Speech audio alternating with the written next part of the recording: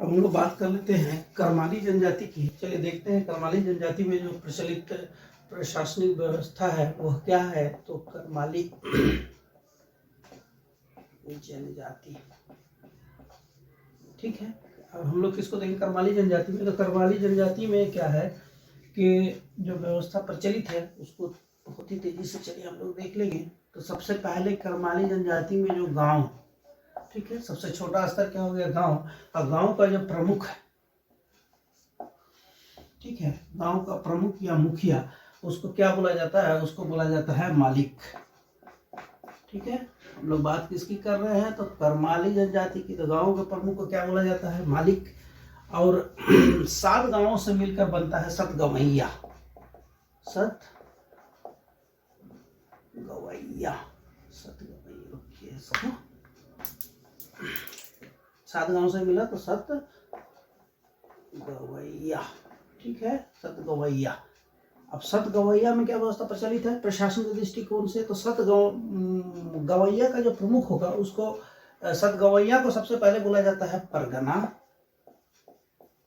और परगना का जो प्रमुख है, ठीक है, परगना का प्रमुख को क्या बोला जाता है, परगना मालिक, ठीक है। ये हो गया परगना मालिक।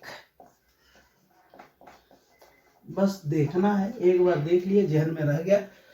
टफ क्वेश्चन में ये सब अगर आ भी जाता है तो अगर आप इसको श्योर करते हैं तो यही तो सुनिश्चित करता है सिलेक्शन। चलिए अब क्या है कि सतगवैया हो गया, सतगवैया को परगना बोला जाता है। और अब क्या हो गया, सबसे जो उच्च स्तर हो गया, लेवल, टॉप लेवल पे क्या व्यवस्था चलती है, तो उससे बोला जाता है बाईसी गांव। बाईसी मतलब क्या हो गया कि 22 गांव होगा निश्चित रूप से, ठीक है, बाईसी। 7 गांव मिलकर क्या बन रहा था, परगना, लेकिन यहाँ क्या बात कर रहे हैं, 82 गांव। और 82 गांव का जो मुख्य होगा उसको बोला जाता है मुख्य मालिक। क्या बोला जाता है, मुख्य मालिक। बात किसकी हो रही है, तो बात हो रही है करमाली जनजाति की। तो सिंपल सा समझ गया, करमाली जनजाति में जो प्रशासनिक व्यवस्था है उसमें गांव के प्रमुख को मालिक बोला जाता है। 7 गांव से मिलकर बनता है परगना, परगना के प्रमुख को परगना मालिक बोला जाता है। जबकि 82 गांव जो सर्वोच्च संस्था है उसके मुख्य को बोला जाता है मुख्य मालिक। चलिए अब फिर देख लेते हैं, चलिए दूसरी जनजाति को कम समय में सबको देख लेंगे हम लोग। जो दूसरा देखना है हम किसको देखेंगे, तो चलिए देख लेते हैं चेरो को। चेरो जनजाति, ठीक है, चेरो जनजाति। चलिए इसको भी देख लेते हैं। सबसे पहले चेरो जनजाति में जो गांव, सबसे पहले किसको, तो गांव को देखते हैं। और गांव का जो मुखिया है, गांव के मुखिया को क्या बोला जाता है, प्रधान। देखिए सब जगह थोड़ा सा टर्म का अंतर है। चेरो जनजाति में गांव का मुखिया को क्या बोला गया, प्रधान, ठीक है। चेरो जनजाति में गांव के मुखिया को प्रधान बोला जाता है। और गांवों से मिलकर बनता है अंचल। गांवों से मिलकर क्या बन रहा है, अंचल। और अंचल का जो प्रधान होगा, ठीक है, उसको क्या बोला जाता है, अंचल प्रधान को बोला जाता है मुख्य प्रधान। मुख्य प्रधान। और फिर अंचलों से मिलकर बना होता है मंडल। मंडल का प्रमुख होता है सभापति। मंडल क्या हो गया, तो अलग अलग अंचल से मिलकर बना मंडल। और मंडल का प्रमुख कौन हो गया, तो सभापति। अब ये देखिए हम लोग किसको देख रहे थे, तो 2 मिनट का समय लगा। चेरो जनजाति, चेरो जनजाति में जो त्रिस्तरीय व्यवस्था है उसमें गांव के मुखिया को क्या बोला जाता है, प्रधान। गांव से मिलकर बना होता है अंचल, अंचल के प्रमुख को बोला जाता है मुख्य प्रधान। और अंचल से मिलकर बना होता है मंडल, और मंडल का प्रमुख को क्या बोला जाता है, सभापति। चलिए फिर दूसरा देख लेते हैं हम लोग।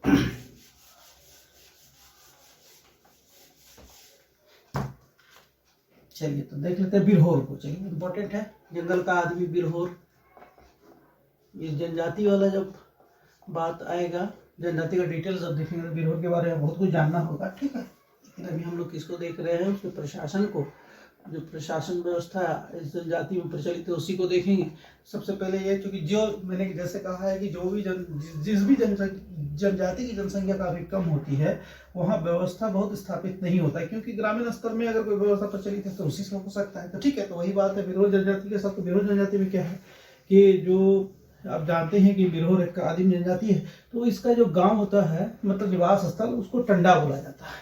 क्या बोला जाता है, टंडा, ठीक है। इंपॉर्टेंट बात, क्या बोला जाता है, टंडा। ठीक है, अब क्या हो गया, ये गांव ही एक तरह से समझिए, इसको गांव का ही एक नाम क्या हो गया, टंडा। और इसका जो प्रमुख होगा, गांव का जो प्रमुख होगा उसको बोला जाता है मुखिया को नाये।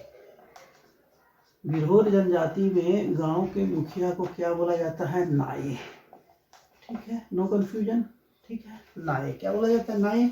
और नाये का जो सहायक होता है वो होता है दिगुआ और कोतवार। कोतवार,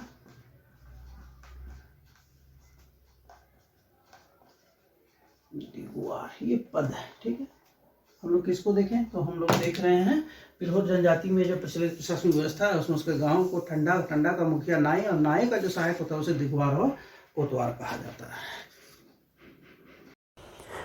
जनजाति के प्रशासन की बात कर रहे हैं तो चलिए कुछ फैक्ट की बात कर लेते हैं। तो सबसे पहले एक बात ध्यान में रख लीजिए कि किसान जनजाति जो है, किसान जनजाति, चलिए एक्स्ट्रा है।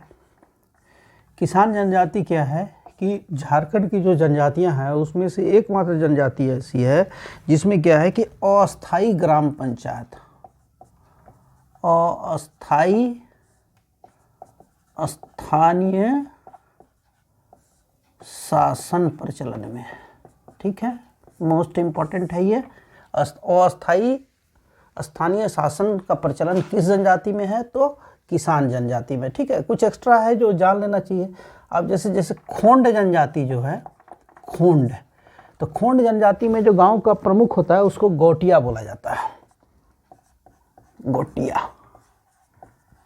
ठीक है, खोंड जनजाति में गांव के प्रमुख को क्या बोला जाता है, गोटिया बोला जाता है। गोंड जनजाति जो है, देखिए गोंड जनजाति, तो गोंड जनजाति में गांव के जो प्रमुख है उसको बोला जाता है सयाना। सयाना, हम लोग बोलते हैं सियाना बनते हो, सियाना नहीं, सयाना। और इसको जो हेल्प करता है या फिर धार्मिक कार्य जो गोंड जनजाति में जिसकी जिम्मेदारी होती है उसको बोला जाता है बैगा। ठीक है, चलिए फिर देख लेते हैं कंवर जनजाति। कंवर, कुछ एक्स्ट्रा फैक्ट है, इसको भी शामिल कर लिया जाए। क्या किसी भी जनजाति से जुड़े हुए प्रश्न जैसे इससे बाहर नहीं आए, जो जनजातीय प्रशासन का जो सीरीज हमने देखा अभी सभी जनजातियों को, उसमें ये भी महत्वपूर्ण चीज़ है जिसे शामिल मैंने किया है। तो चलिए, कंवर जनजाति में भी गांव का जो प्रमुख है उसको सयाना बोला जाता है, और सयाना को ही कहीं कहीं बोला जाता है प्रधान या पटेल। क्या, प्रधान या पटेल। बात किसकी हो रही है, तो बात हो रही है कंवर जनजाति की। ठीक है, चलिए, तो एक और है कि हम लोगों ने भी देखा था गांव के बारे में कि जाति गोट या भैयारी गांव वगैरह किस वजह पर परहिया जनजाति में प्रचलित है। चलिए, इसी तरह खरवार में कुछ गांवों का नाम है। तो खरवार जनजाति में, चलिए ठीक है, आप जान रहे हैं सत्यनिष्ठ जनजाति, वो जनजाति जब डिटेल्स करेंगे तो सब कुछ आएगा, लेकिन अभी फोकस हमारा प्रशासन है। तो ठीक है, तो खरवार जनजाति में 4 गांव अगर मिले, 4 गांव, तो 4 गांव से जो मिलकर समूह बना उसको क्या बोलते हैं, चट्टी पट्टी। चट्टी पट्टी। ठीक है, देखिए इसमें ऐसा प्रचलन में है 4 गांव, फिर 5 गांव, 5 गांव से मिलकर पचौरा, पचौरा, और 7 गांव। बहुत इम्पोर्टेंट है, इसको आसान मत समझिए कि क्यों बताया जा रहा है। इसलिए बताया जा रहा है कि जब आपको अचानक एग्जाम में आ जाएगा कि सतौरा किस जनजाति में 7 गांव के समूह को कहा जाता है, तब दिमाग में जोर देना पड़ेगा कि अरे ऐसा तो कुछ था। तो ये था ये कि खरवार जनजाति में 7 गांव के समूह को बोला जाता है सतौरा, 5 गांव के समूह को पचौरा, और 4 गांव के समूह को चट्टी पट्टी। चलिए, कंवर जनजाति में जो गांव का मुखिया होता है उसको सयाना, कहीं कि इसको प्रधान या पटेल भी बोला जाता है। गोंड जनजाति में गांव का मुखिया को सयाना, जबकि धार्मिक कार्यों की जिम्मेदारी बैगा की होती है। खोंड जनजाति में गांव का मुखिया गोटिया कहा जाता है। और मोस्ट इंपॉर्टेंट जो है किसान जनजाति जो है, झारखंड की सभी जनजातियों में एकमात्र जनजाति क्या है, किसान जनजाति। और किसान जनजाति में हम क्या देख रहे हैं कि इसमें स्थानीय शासन जो है वो अस्थाई होता है। ठीक है, वो क्या होता है, अस्थाई होता है। चलिए ठीक है, तो जनजातीय सीरीज जब आएगी डिटेल्स में तो हर जनजातियों के बारे में जानेंगे। जैसे ये जानेंगे कि झूम कृषि करने वाली जनजाति कौन सी है, जानते हैं, सोरिया, पहाड़िया, कोरबा। अच्छा, फिर ये भी जानते हैं घुमंतू जनजाति झारखंड की कौन सी है, तो बिरहोर, हिलखड़िया, बंजारा। तो जनजाति से जुड़े हुए सभी फैक्ट बिल्कुल आप निश्चित रूप से जानेंगे। आप बस कंटिन्यू हमारे साथ बने रहें। आप निश्चित रूप से झारखंड के प्रश्नों का उत्तर आप बेहतरीन तरीके से दे सकते हैं और लगभग सभी प्रश्नों का उत्तर देकर आप अपना स्थान प्रतियोगिता परीक्षा में सुनिश्चित कर सकते हैं।